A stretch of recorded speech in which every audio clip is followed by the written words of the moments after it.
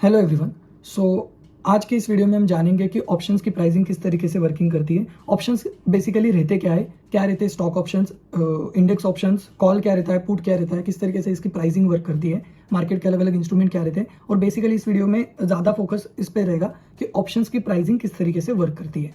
और इसमें भी मैं ज़्यादा एक लेमन लैंग्वेज में समझाने का मेरी कोशिश रहेगी, जिसको थोड़ा टेक्निकल या फिर डिटेल वीडियो या फिर डिटेल एडवांस प्राइसिंग के बारे में जानना है। मतलब कुछ टेक्निकल वर्ड्स रहते हैं बेसिक लोगों को, आपने कहीं पे सुना होगा गैमा, थीटा, वेगा। तो ये सारी चीज़ों के बारे में मैं बात करूंगा नेक्स्ट वाली वीडियो में, जो एडवांस वाली रहेगी, और वो सिर्फ कुछ स्पेसिफिक लोगों के लिए रहेगी जिन्हें एक लेमन लैंग्वेज में जानना है, जिन्हें बहुत ज़्यादा डिटेल में नहीं सीखना है, एक बेसिक ऑप्शंस की प्राइसिंग का लर्निंग चाहिए, तो उनके लिए ये वीडियो।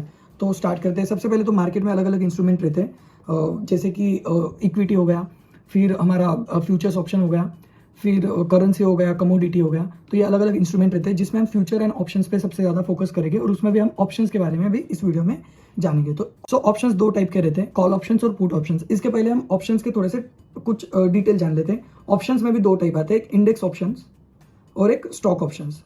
स्टॉक ऑप्शंस मतलब जो हमारे रिलायंस हो गया, HDFC हो गया, इनके ऑप्शंस जो रहते हैं इन्हें स्टॉक ऑप्शंस बोलते हैं। बाकी क्या रहते हैं, कैसे रहते हैं, हम डिटेल में नेक्स्ट वीडियो आगे समझेंगे। और इंडेक्स ऑप्शन जैसे तुम्हारा निफ्टी हो गया, बैंक निफ्टी हो गया, तो इनके जो ऑप्शंस रहते हैं इन्हें हम इंडेक्स ऑप्शन बोलते हैं। इसमें भी क्या चीज़ है इन डिटेल में आपको बताऊंगा, बट एक हल्की सी जानकारी बता देता हूँ कि इंडेक्स ऑप्शन कैश सेटल रहते हैं। इंडेक्स ऑप्शन कैश सेटल रहते हैं, और जो स्टॉक ऑप्शंस रहते हैं वो तुम्हारे डिलीवरी वाले रहते हैं। तो ये क्या रहता है इन डिटेल आपको आगे पता चलेगा। तो सबसे पहले मैं इंडेक्स ऑप्शन के बारे में बात करता हूँ। तो ऑप्शंस के जैसे दो टाइप रहते हैं, कॉल रहता है और पुट रहता है। कॉल को CE भी बोला जाता है, और पुट रहता है जिसको PE भी बोला जाता है। तो CE एक बेसिक अभी मैं तुम्हें जानकारी देता हूँ कि ऑप्शंस की प्राइसिंग कैसे वर्किंग करती है, किस तरीके से ऑप्शंस बढ़ने वाले, कब कौन सा ऑप्शंस बढ़ेगा। लेट्स से हम एक इंडेक्स का बात करते हैं, हम बैंक निफ्टी के बारे में बात करते हैं। बैंक निफ्टी का एक ऑप्शन है, मान के चलो 45,000 का कॉल, और एक ऑप्शन है 45,000 का पुट।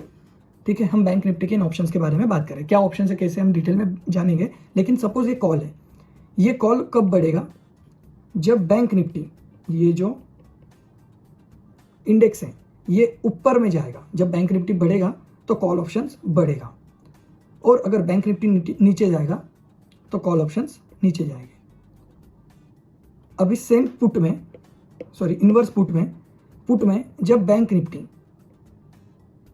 घटेगी, बैंक निफ्टी नीचे आएगी, तो पुट ऑप्शंस की प्राइस बढ़ेगी, और बैंक निफ्टी ऊपर जाएगी तो पुट ऑप्शंस की प्राइस घटेगी।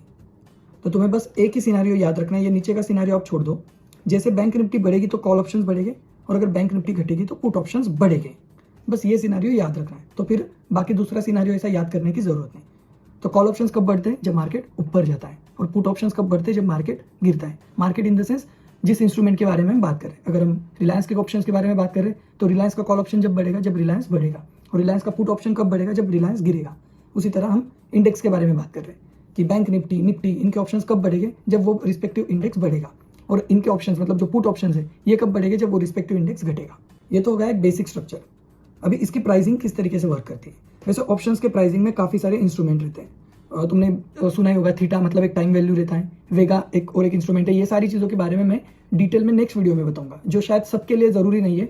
तो मैं इसमें लेमन लैंग्वेज में समझाने का कोशिश करूँ, जो डिटेल जिनको एडवांस प्राइसिंग सीखनी है वो नेक्स्ट वीडियो का वेट कर सकते हैं। सो ऑप्शंस में अलग अलग इंस्ट्रूमेंट रहते हैं। ऑप्शंस में अलग अलग ऑप्शंस की प्राइसिंग का बेस जो रहता है उसमें अलग अलग चीज़ें रहती है। टाइम वैल्यू हो गया, जैसे थीटा बोलते हैं, एक डेल्टा एलिमेंट होता है।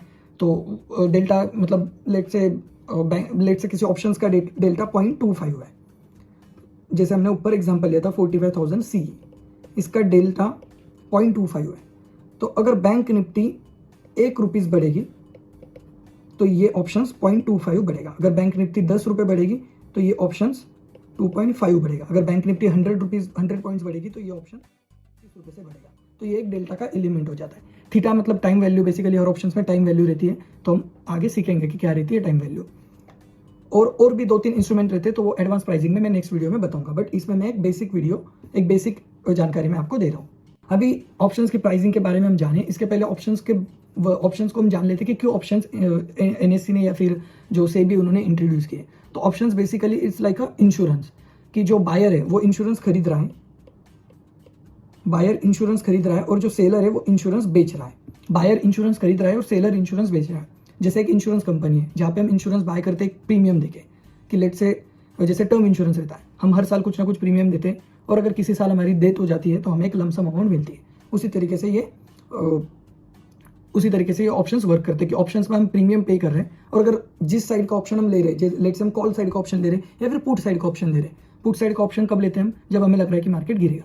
लेट से हम पुट साइड का ऑप्शन ले रहे हैं, मान लो 200 रुपये हमने ऑप्शंस के लिए पे किए और अगर मार्केट जोर में गिरता है तो जो भी उसकी प्राइसिंग रहेगी उतना रिवॉर्ड हमें मिलेगा। उस किस तरीके से प्राइसिंग निकलेगी वो हम इन डिटेल अभी आगे समझेंगे। तो ऑप्शन से एक हेजिंग इंस्ट्रूमेंट है जो लोग अपना पोर्टफोलियो, लेट से मान के चलता हो कि मेरे पोर्टफोलियो 1 लाख रुपए का है, तो 1 लाख रुपए पर पोर्टफोलियो और मुझे लग रहा है कि मार्केट में थोड़ी अनसर्टनटी है, तो अनसर्टनटी तो मैं मेरा पूरा पोर्टफोलियो सेल करके तो नहीं जा सकता।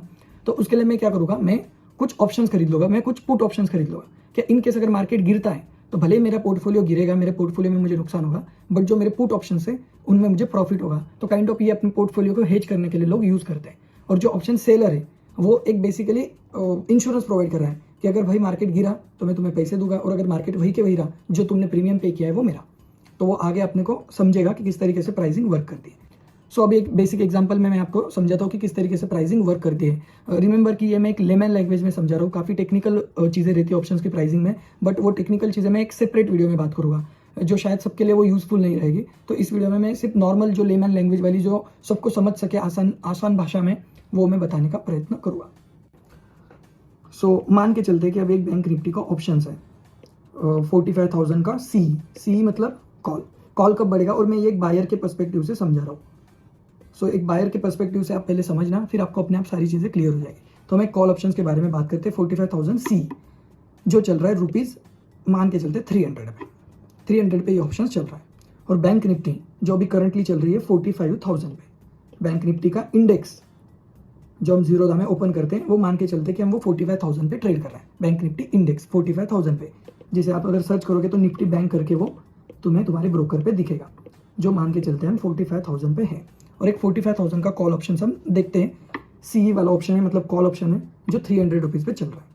मान लो हमने ये 300 पे परचेज किया और नेक्स्ट डे बैंक निफ्टी बढ़ती है मान लो 100 पॉइंट से, तो ये ऑप्शंस की प्राइस बढ़ जाएगी। जैसे कि हमने देखा कि अगर बैंक निफ्टी बढ़ने वाली है तो कॉल ऑप्शंस बढ़ेंगे, बैंक निफ्टी ऊपर गई कॉल ऑप्शंस बढ़ने वाले, बैंक निफ्टी 100 पॉइंट ऊपर गई तो कॉल ऑप्शंस ये जो 300 है ये 300 का 330 या फिर 340 या फिर 325 कुछ तो एक प्राइस इसकी रहेगी। अप्रोक्सीमेटली हम मान के चलते हैं कि इसमें 330 की प्राइस रहेगी, ठीक है। ये एक अप्रोक्सीमेट प्राइस है, इसके आसपास उसकी प्राइस रहेगी। जैसे कि मैंने बताया प्राइसिंग डिटरमाइन करने के लिए थोड़ा एडवांस तुम्हें सीखना पड़ेगा, बट वो एक्चुअली इररिलेवेंट चीज़ है सीखने के लिए। बट एक मान के चलते कि bank next day bank Nifty 100 point ऊपर गई, ये 300 का ऑप्शन 330 हुआ। और मान के चलते कि सेकेंड डे बैंक निफ्टी और 100 पॉइंट्स बढ़ी, तो ये ऑप्शन हो जाएगा 365 ले लेते हैं। और थर्ड दिन और नेक्स्ट डे मतलब तीसरे दिन और मान के चलते कि 100 पॉइंट्स बैंक निफ्टी ऊपर गए, ये ऑप्शन हो जाएगा तुम्हारा करीब 400। और फोर्थ डे मान के चलते कि बैंक निफ्टी फिर से 100 पॉइंट बढ़ी, तो ये ऑप्शन तुम्हारा करीब हो जाएगा 450। फिफ्थ डे मान के चलते कि ये हमारा एक्सपायरी डे है, ठीक है। एक्सपायरी डे क्या रहता है, कैसे रहता है, मैं इन डिटेल आगे समझाऊंगा। एक्सपायरी डे मतलब उस ऑप्शन के उस दिन एक्सपायर होने वाली, मतलब जैसे हमारा इंश्योरेंस कॉन्ट्रैक्ट रहता है 1 साल का 1.5 साल का, वैसे ये ऑप्शंस के भी कॉन्ट्रैक्ट की प्राइस डेट रहती है, उस डेट तक वो चलता है, तो उसे एक्सपायरी डेट बोलते हैं। इन डिटेल आपको आगे अपने आप समझ जाए। ये फिफ्थ डे एक्सपायरी डे, इस दिन फिर से मार्केट फिर से बैंक निफ्टी 100 पॉइंट प्लस हुई। अभी इस दिन जो प्राइसिंग निकलेगी वो आप खुद निकाल सकते हैं। तो अभी 100 और हमने 45,000 से चालू किया था, तो यहाँ पे इंडेक्स हमारा 45,500 हो चुका होगा। यहाँ पे 100 पॉइंट बढ़े, फिर यहाँ पे 100 टोटल 200, यहाँ पे 100 टोटल 300, यहाँ पे 100 टोटल 400, यहाँ पे 100 टोटल 500, तो यहाँ पे 45,500 इंडेक्स हमारा हो गया। हमने कॉल ऑप्शन लिया था 45,000 का, 45,000 का कॉल ऑप्शन लिया था और अभी मार्केट चल रहा है 45,500। तो 45,000 से कितने ऊपर मार्केट है, 45,000 पे मार्केट है, 45,000 का हमने कॉल ऑप्शन लिया था और मार्केट है 45,500, मतलब 500 पॉइंट ऊपर है हमारे ऑप्शन से, तो यहाँ पे इसकी प्राइस हो जाएगी 500, ये रहेगी सेटलमेंट प्राइस। इस प्राइस पे फिर ये ऑप्शन क्लोज होगा। लेट से यहाँ पे तुमने 330 को इसको लेट से 300 पे तुमने बाय किया होगा और 500 पे ये क्लोज होगा, तो मतलब तुम्हें 200 रुपये का नेट बेनिफिट हुआ। एक डाउट आ सकता है कि क्या हम इन बिटवीन ऑप्शन कभी भी बेच सकते हैं क्या? तो यस, आप लेते समय 10 सेकंड बाद भी बेच सकते हैं, एक्सपायरी दिन तक भी रख सकते हैं, आपकी मर्जी, आप जब तक चाहे तब तक उसे रख सकते हैं, जब चाहे तब उसे बेच सकते हैं। कोई बोल सकता है कि मैं यहाँ पे 400 पे प्रॉफिट बुक कर सकता हूँ, यस आप कर सकते हैं, आपके हिसाब से आप कभी भी बुक कर सकते हैं। अभी और एक सिनेरियो लेते हैं इसी ऑप्शन का। यही 45,000 का कॉल हमने बाय किया था, 300 पे लिया था। फर्स्ट डे आया, बैंक निफ्टी 100 पॉइंट्स अप हुई, ये ऑप्शन फिर से हमारा 330 चला गया।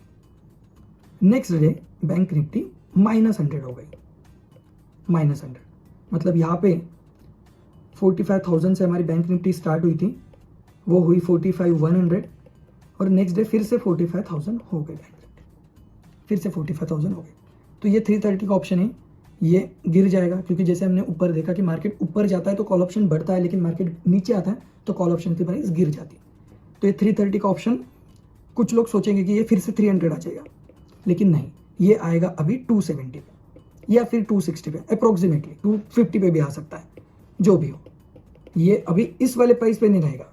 क्यों? क्योंकि यहाँ पे 2 दिन लैप्स हो चुके हैं, तो इसे बोलते हैं टाइम वैल्यू। ये जो 2 दिन का टाइम वैल्यू है ना, ये इसके वजह से इसकी प्राइस घट जाती है। तो मतलब जब स्टार्ट किया था तब भी मार्केट 45,000 पे था, बैंक निफ्टी ऑप्शन 300 पे था, अभी भी 45,000 पे, लेकिन ऑप्शन 250 पे हो जाएगा। तो ये जो 50 रुपीज़ का रिडक्शन है, इसे बोलते हैं टाइम वैल्यू। स्टैंडर्ड टर्म में तुम इसे थीटा डीके बोल सकते हो या फिर टाइम वैल्यू डीके, जो भी तुम्हें बोलना है। तो 50 रुपये का डीके हो गया। फिर से नेक्स्ट डे जाते हैं, फिर से मार्केट 100 पॉइंट्स बढ़ता है, फिर से 45,100 बैंक निफ्टी जाती है। तो अभी इस पे ऑप्शंस की प्राइस क्या रहेगी? जब हमारा ऑप्शन 45,000, जब हम 45,000 से 45,100 पे आए थे तो 300 से 330 हुआ था ऑप्शन, लेकिन अभी 250 से ऑप्शन जाएगा 270 या 280 या फिर 290। क्यों? क्योंकि भले ही मार्केट फिर से इस वाले पोजीशन पे आ गया, लेकिन प्राइस ये वाली नहीं रहेगी, क्योंकि 2 दिन लैप्स हो गए, 3 दिन लैप्स हो चुके हैं। सो 3 दिन लैप्स हो चुके हैं, तो ये जो टाइम वैल्यू का रिडक्शन है ये हो जाएगा। तो फिर से ये ऑप्शन 280 या फिर शायद इस ऑप्शन में और घट जाए। कुछ केसेस ऐसे रहते हैं कि जहाँ पे वोलेटिलिटी और कम हो जाती है, तो ये ऑप्शन शायद 250 से 240 भी हो जाए, मतलब मार्केट तुम्हारे फेवर में गया, बट फिर भी ये ऑप्शन घट जाता है। तो एटीएम ऑप्शंस में ये जो चीज़ है ये कम होती है, जो ओटीएम ऑप्शंस रहते हैं उनमें ज़्यादा होती है। एटीएम ओटीएम क्या रहता है ये इन डिटेल में आगे समझाऊंगा। फिर से हम नेक्स्ट डे आते हैं, ये 4th डे पे आते हैं, फिर से 45,200 ऑप्शंस की प्राइस हो। ये ऑप्शन मान के चलते कि ये 270 हुआ था, ये 270 का फिर से 300 हो गया, हो जाएगा। और अभी 5th डे पे फिर से मार्केट 45,300 पे हुआ, मतलब फिर से +100 बैंक निफ्टी हुई, बैंक निफ्टी 45,300 पे। तो अभी यहाँ पे प्राइस मुझे निकाल के दो, तो यहाँ पे प्राइस आएगी हमारी ₹300। कैसे? हमने 45,000 का कॉल ऑप्शन लिया था, मार्केट एक्सपायर हो रहा है 45,300 पे, क्योंकि मैंने बोला था कि ये जो 5th डे ये हम एक्सपायरी डे मान के चलते। तो 45,000 का कॉल ऑप्शन लिया था, 45,300 पे मार्केट क्लोज हो रहा है, 45,000 का कॉल ऑप्शन था, उसके ऊपर 300 पॉइंट मार्केट क्लोज हो रहा है, तो ये 300 पॉइंट, ये फिर से 300 पे रहेगा। तो जो तुम्हारी कॉस्ट थी उसी पे ये रहेगा। बल्कि अगर इस सिनारियो में तुम चेक करोगे तो तुम्हारे फेवर में मार्केट एक्चुअली 1, 2, 3 और 4, मतलब 4 दिन चला, लेकिन फिर भी तुम्हारी कॉस्ट उतनी की उतनी रही। क्यों? क्योंकि यहाँ पे जब तुमने 4 दिन मार्केट फेवर में चला, फिर भी तुम्हारी कॉस्ट उतनी की उतनी रही। तो तुम्हें और एक एग्जांपल में लेता हूँ, फिर और डिटेल में तुम्हें समझेगा। अभी फिर से हम एग्जांपल लेते हैं कि 300 पे हमने यही 45,000 का कॉल ऑप्शन बाय किया, 45,000 पे बैंक निफ्टी ट्रेड कर रहा है। फर्स्ट डे आया,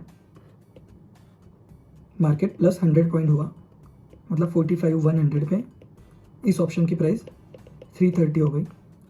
सेकेंड डे मार्केट फिर से +200 हुआ और 200 पॉइंट बढ़ा, मतलब टोटल 45,300 पे इस ऑप्शन की प्राइस करीब करीब 400 के आसपास हुई। फिर थर्ड डे मार्केट फिर से +100 पॉइंट गया, मतलब टोटल 45,400 पे इस ऑप्शन की प्राइसिंग हो गई 450 या फिर मान के चलो 470।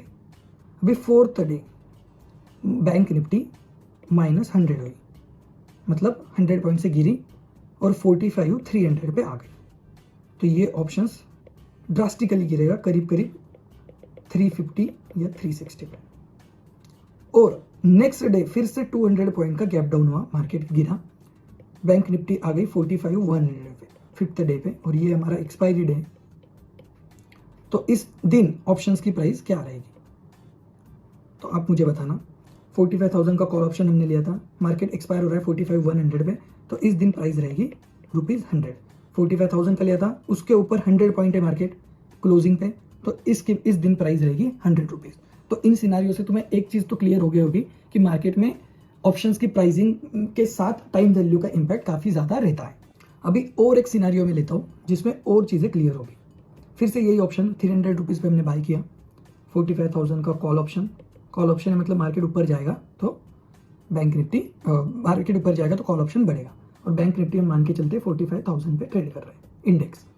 फर्स्ट डे क्लोजिंग में कुछ नहीं हुआ, बैंक निफ्टी नेट में 0 पॉइंट क्लोज हुई, मतलब 45,000 थी वो 45,000 ही रही। तो ये ऑप्शन की प्राइस क्या रहेगी, 300 तो पहले दिन थी और एक दिन हमारा एक्सपायर हो चुका है, तो करीब करीब इस ऑप्शन की प्राइस हो जाएगी 240 के आसपास। फिर से नेक्स्ट डे आए, सेकेंड डे, बैंक निफ्टी +0, कुछ भी चेंज नहीं हुआ, मार्केट जैसे क्लोजिंग पे था वैसे ही हुआ, हाइपोथेटिकल एग्जांपल है बट मान के चलते 0 पॉइंट मार्केट बढ़ा, 0 पॉइंट बैंक निफ्टी बढ़ी, बैंक निफ्टी 45,000 की वही के वही रही। ये ऑप्शन की प्राइस हो जाएगी फिर से 180। क्यों, क्योंकि ऑप्शन वही, मार्केट वही के वही है, बैंक निफ्टी वही के वही है, तो इसमें जो टाइम वैल्यू वाला एलिमेंट है, जो टाइम डिके, वो गिरते रहेगा, तो फिर से ऑप्शन 180 हो गया। थर्ड दिन भी वैसे हुआ, 45,000 पे बैंक निफ्टी रही, +0 पॉइंट, कुछ नहीं भरा मार्केट में, कुछ नहीं चेंज हुआ, ये ऑप्शन फिर से 120 पे आ जाएगा। फोर्थ डे फिर से कुछ भी नहीं हुआ मार्केट में, 45,000 पे ही बैंक निफ्टी है, तो ये ऑप्शन आ जाएगा 60 पे।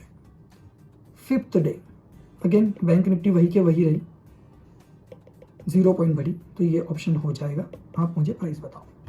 हमने कॉल ऑप्शन लिया था 300 पे 45,000 का, बैंक निफ्टी 45,000 के ऊपर कितने पॉइंट है, 0 पॉइंट, एक भी पॉइंट, तो ये ऑप्शन हो जाएगा 0। इस तरीके से ऑप्शन की प्राइसिंग, इसे बोलते हैं टाइम वैल्यू, कि मार्केट कहीं भी मूव नहीं हुआ तो धीरे धीरे टाइम वैल्यू डिके होते रहा।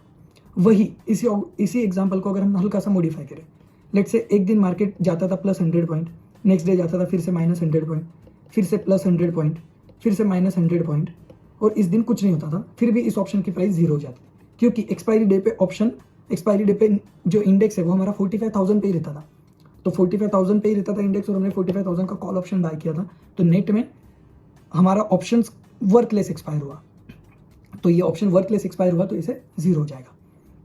एक लास्ट एग्जांपल लेता हूं जिसमें और चीजें क्लियर होगी। फिर से 45,000 सी, बैंक निफ्टी चल रही 45,000 पे, और हमने ये 300 पे बाय किया। First day bank Nifty -200, bank Nifty 200 point से गिर जाती है, मतलब 44,800, ये ऑप्शन हो जाएगा रुपीज, मान के चलो 200 गिर जाएगा 100 रुपए से। सेकेंड डे फिर से बैंक निफ्टी 45,600 पे आ जाती है और 200 पॉइंट गिर जाती है, ये ऑप्शन और ड्रास्टिकली कम हो जाएगा और ये ऑप्शन आ जाएगा ₹100 पे। थर्ड डे 44,400, बैंक निफ्टी फिर से 200 पॉइंट गिर गई, ये ऑप्शन आ जाएगा ₹50। फिर से फोर्थ डे बैंक निफ्टी 44,200 पे आई, फिर से -200, ये ऑप्शन आ जाएगा ₹25 पे।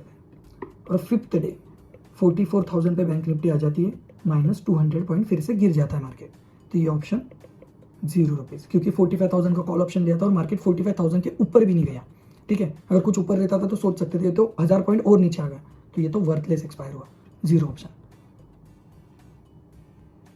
और मान के चलते हैं ये वाले दिन पे जहां पे 44,200 पे था, -200 हुआ था, ₹25 ऑप्शंस की प्राइसिंग थी, नेक्स्ट डे मार्केट 900 पॉइंट से गैप अप हो जाता है, ठीक है, मैं ये इरेज कर देता हूं।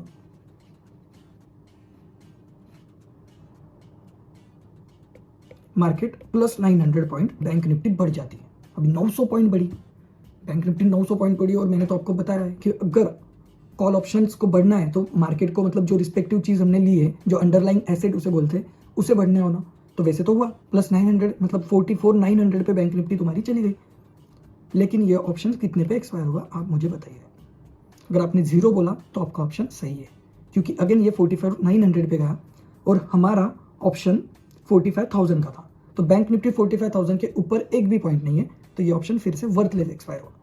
इन केस मान के चलते और एक एग्जांपल कि बैंक निफ्टी इस दिन 1000 पॉइंट बढ़ती थी और ये इंडेक्स फिर से 45,000 पे आता था, फिर भी ये ऑप्शन 0 पे एक्सपायर होता था, क्योंकि 45,000 के ऊपर बैंक निफ्टी एक भी पॉइंट नहीं बढ़ी है। तो इस तरीके से ऑप्शंस की प्राइसिंग वर्क होती है। इसमें कुछ एलिमेंट रहते हैं, एक थीटा, एक डेल्टा, वेगा, गैमा और एक इंस्ट्रूमेंट। ऐसे 5 इंस्ट्रूमेंट से ये ऑप्शंस की प्राइसिंग होती है। थीटा मतलब ये टाइम वैल्यू, डेल्टा मतलब जैसे मैंने शुरुआत में बताया था और अलग अलग ऑप्शंस में हमने डिस्कस भी किया कि जैसे बैंक निफ्टी 300 से 330 हुआ जब 100 पॉइंट का चढ़ा था मार्केट लेट से 100 पॉइंट, या फिर बैंक निफ्टी 100 पॉइंट चढ़ती है और ऑप्शन अगर 30 पॉइंट चढ़ता है तो मतलब इसे 0.3 का डेल्टा बोला जाएगा। तो जनरली डेल्टा और थीटा ये 2 इंस्ट्रूमेंट ज़्यादातर लोग देखते हैं, क्योंकि प्राइसिंग में ये 2 चीज़ें ही है जो हमारे कंट्रोल में इन द सेंस उनको देख के हम ट्रेड को एग्जीक्यूट कर सकते हैं। वेगा, गैमा मूव आपने बहुत सा बार सुना होगा, तो ये इंस्ट्रूमेंट हमारे ज़्यादा कंट्रोल में नहीं है। ऐसे तो कंट्रोल में डेल्टा और थीटा भी नहीं है, बट इनको देख के तुम थोड़ा सा एक बेसिक अंडरस्टैंडिंग तुम्हारी स्ट्रेटेजीज को बना सकते हो। तो ये हो गया। इसी तरीके से पुट साइड वर्क करती है, जैसे मैंने यहाँ पे अप साइड का बताया। पुट साइड का मैं एक एग्जांपल आपके साथ डिस्कस करता हूँ, बाकी सारे एग्जांपल फिर अपने आप आपको समझ जाएंगे। 45,000 का अभी हम पुट कंसीडर करेंगे और बैंक निफ्टी चल रही है 45,000 पे फर्स्ट डे, और ये ऑप्शन अगेन हम 300 पे कंसीडर करते हैं। First day if bank Nifty 200 point से गिरती है तो ये ऑप्शन बढ़ जाएगा करीब 380 के आसपास, ऑप्शन बढ़ेगा।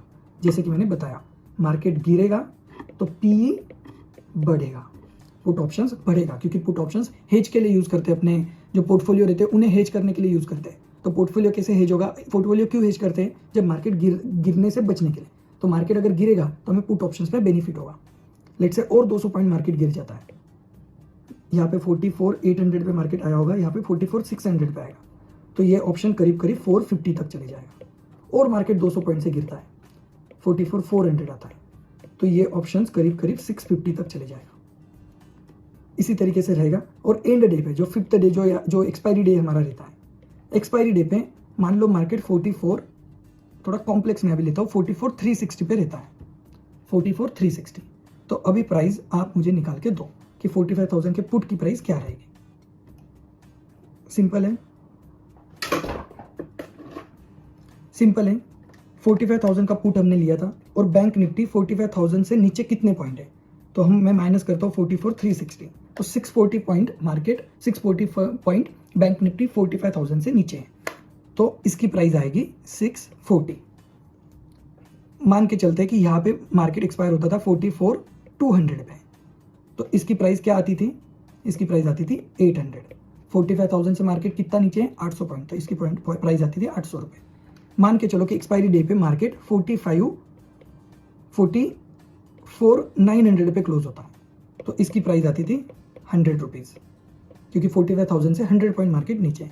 और मान के चलो अगर मार्केट या बैंक निफ्टी 45,000 पे क्लोज होती थी तो इसकी प्राइस रहती थी 0 रुपीज़। तो कॉल वाले एग्जांपल से पुट वाला समझना इजी हो जाता है। इसी तरीके से ऑप्शंस की प्राइसिंग वर्क करती है। सो ये हो गया इंडेक्स ऑप्शन। मैंने जैसे शुरुआत में बताया था, इंडेक्स ऑप्शन और स्टॉक ऑप्शंस रहते हैं। इंडेक्स ऑप्शन कैश सेटल रहते हैं और स्टॉक ऑप्शन डिलीवरी सेटल, ठीक है, इनमें डिलीवरी देनी पड़ती। तो स्टॉक ऑप्शंस के बारे में किस तरीके से डिलीवरी देते हैं, क्या टोटल सिनारियो रहता है, ये मैं आपको नेक्स्ट वीडियो में बताऊंगा। काफ़ी छोटी वीडियो रहेगी और काफ़ी सिंपल रहेगी। अभी मैं एक कैश किस तरीके से, मतलब इस वाले वीडियो में मेरा बेसिक पर्पस है कि मैं इंडेक्स ऑप्शंस के बारे में आपको पूरा एक लेमन लैंग्वेज में समझाऊं। टेक्निकल लैंग्वेज में नेक्स्ट वीडियो में आएगी और थर्ड वीडियो में मैं स्टॉक ऑप्शंस के इस सेटलमेंट के बारे में बताऊंगा किस तरीके से वर्क करता है। अभी इंडेक्स ऑप्शन में हम आते हैं। इंडेक्स ऑप्शन जैसे कैश सेटल रहता है। जैसे मान के चलो 300 रुपीज़ का ऑप्शन आपने बाय किया था और एंड ऑफ द डे जो एक्सपायरी डे है हमारा, उस दिन ये ऑप्शन होगा 800, तो आपको ₹500 का बेनिफिट होगा। तो ये टोटल कैश आपको नेट में मिल जाएगी। बेसिकली जिसका लॉस हुआ है वो आपको कैश दे देगा और जिसका प्रॉफिट हुआ है जो बायर है उसको ये कैश मिल जाएगी, कैश फॉर्म में।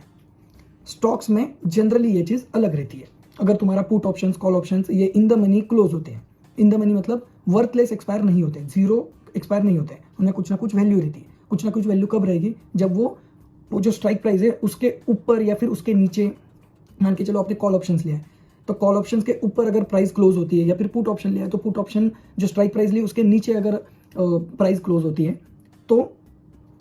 तो ये आपको डिलीवरी देना या लेना पड़ सकता है। बाकी इन डिटेल में नेक्स्ट वीडियो में बताऊंगा इक्विटी के बारे में, मतलब स्टॉक ऑप्शंस के बारे में। लेकिन जो इंडेक्स ऑप्शन रहते हैं इनमें कुछ भी ये डिलीवरी वगैरह का झंझट नहीं रहता है, कुछ नहीं, बस जो प्रॉफिट रहेगा वो कैश फॉर्म में आपको मिल जाएगा। और इनकेस आपको लॉस हुआ, मान लो कि आपने 300 का ऑप्शन लिया जो 100 रुपीज़ पे एक्सपायर हुआ, तो आपको 200 रुपये का नुकसान हुआ, ये आपको पे करना पड़ेगा कैश फॉर्म में, बेसिकली अपने डीमैट से डेबिट हो जाएगा, बस इतना रहता है। और जो इक्विटी रहती है उनमें सेटलमेंट कुछ और तरीके से होती है, क्योंकि वो हेजिंग पर्पस के लिए की जाती है, तो वो मैं एक नेक्स्ट वीडियो में कंसिडर करूंगा। लेकिन इंडेक्स ऑप्शंस के लिए एक बेसिक जो अंडरस्टैंडिंग चाहिए ऑप्शंस की प्राइसिंग की, वो आपको यहाँ से समझ जाएगी।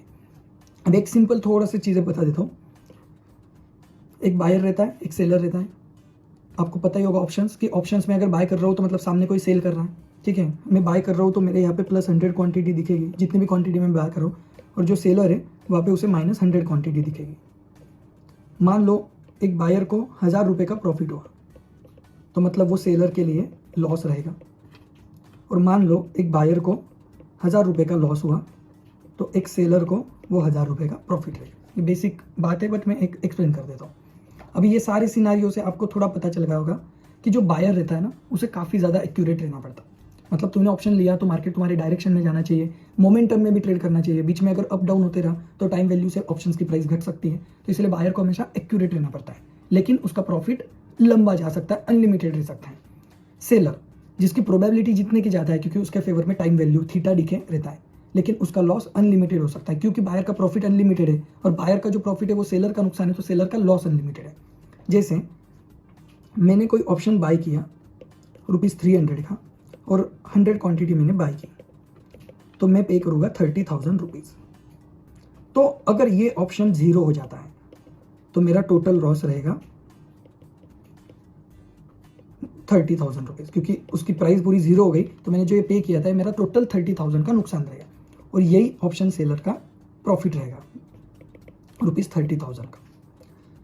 बट मान के चलो ये 300 का ऑप्शन मैंने लिया, 100 क्वांटिटी 30,000 पे, और इसकी प्राइस हो जाती है 1300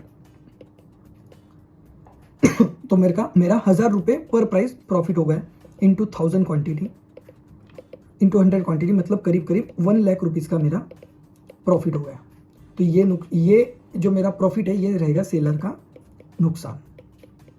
अगर इसकी प्राइस 1500 हो जाती तो मुझे 1200 रुपये पर प्राइस प्रॉफिट रहता था, मतलब 1,20,000 का मेरा प्रॉफिट रहता था, और सेलर का नुकसान 1,20,000 का। लेकिन जैसे ऊपर वाले केस में हमने देखा कि 300 से मैक्स प्राइस 0 होने वाली है, तो मेरा मैक्सिमम जो बायर है उसका मैक्सिमम नुकसान 30,000 रुपये और सेलर का मैक्सिमम प्रॉफिट 30,000। लेकिन जो बायर है उसका प्रॉफिट अनलिमिटेड भी है, 1,20,000 भी जा सकता है, 1 लाख भी जा सकता है, 10 लाख भी जा सकता है, और जितना बायर का प्रॉफिट है उतना सेलर का नुकसान है, जो अनलिमिटेड लॉस के साथ खेलता है। तो इसीलिए सेलर भी अपनी कुछ स्ट्रेटेजी यूज करके, हेज करके ही ट्रेड करता है, वो अनलिमिटेड लॉस नहीं लेता है। वो हम बाकी स्ट्रेटेजी वाली वीडियोस में सीखेंगे। बट फिलहाल के लिए अगर तुम्हें एक बेसिक प्राइस ऑप्शंस की किस तरीके से वर्क करती है ये समझना है, तो ये वीडियो यहाँ तक इनफ है। अभी जिसको डिटेल जो टेक्निकल लैंग्वेज रहती है वो अगर समझनी है तो उसके लिए नेक्स्ट वीडियो आएगी, और स्टॉक ऑप्शंस के लिए 3rd वीडियो आएगी। So thank you so much for watching this video. अगर कोई भी डाउट है तो आप नीचे कमेंट कर सकते हैं, या फिर मुझे इंस्टाग्राम, ट्विटर यहाँ पे मुझे मैसेज कर सकते हैं, और एक Q&A वाली वीडियो में लेके आऊँगा जो भी इस पर डाउट आएंगे उनके regarding. Thank you so much for watching this video. Bye bye.